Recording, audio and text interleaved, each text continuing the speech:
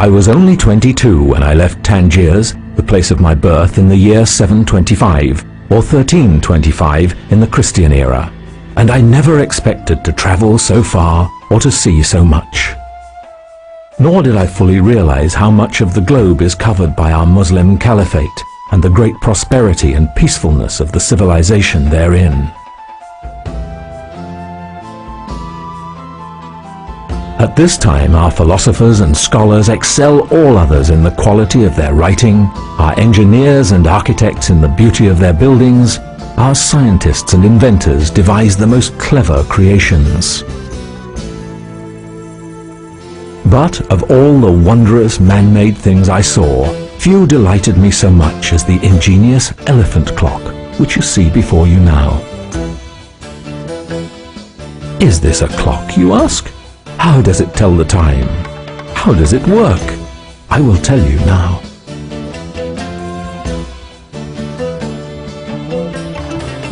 The number of hours since sunrise is shown on the silver and black disc at the top of the clock, and the number of minutes into the hour is shown by the scribe's pen. The movements of the clock are regulated by a most wonderful mechanism that sits in a tank inside the elephant's body, a perforated floating bowl. There is a small hole in the floating bowl that regulates the speed at which it sinks. As it slowly submerges over half an hour, it tugs via a system of pulleys the scribe and his pen. When it is completely submerged, the bowl quickly tilts, sinks, and triggers a more dramatic sequence of events.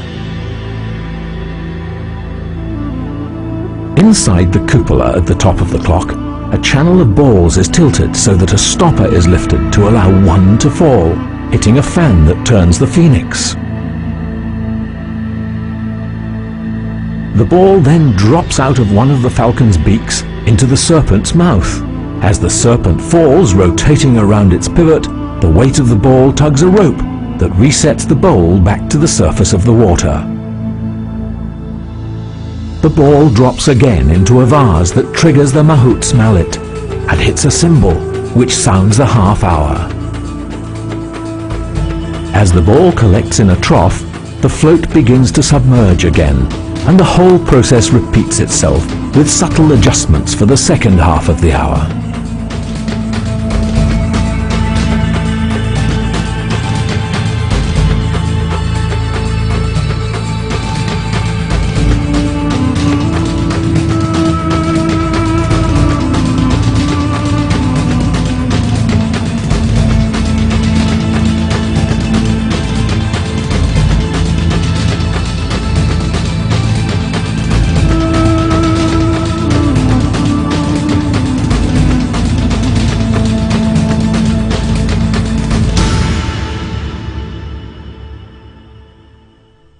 This ingenious device is the work of Badi al-Zaman Abdul Ez ibn Ismail ibn al-Razaz al-Jazari, who was a Muslim engineer who lived north of Baghdad under the Ayyubi dynasty, shortly after Saladin the Magnificent.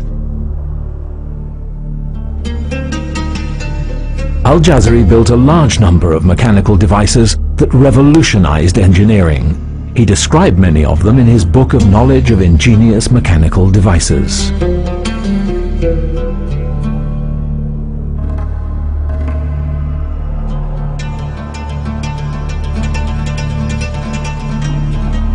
In the elephant clock, he used an Indian elephant, Chinese serpents, Arabian architecture, and Greek water technology, thus expressing the universal and equal nature of Islam, a fact that I have been fortunate enough to discover in my own travels.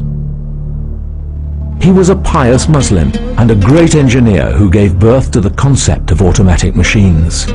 Who knows what other wonderful inventions will follow in the future from this incredible notion?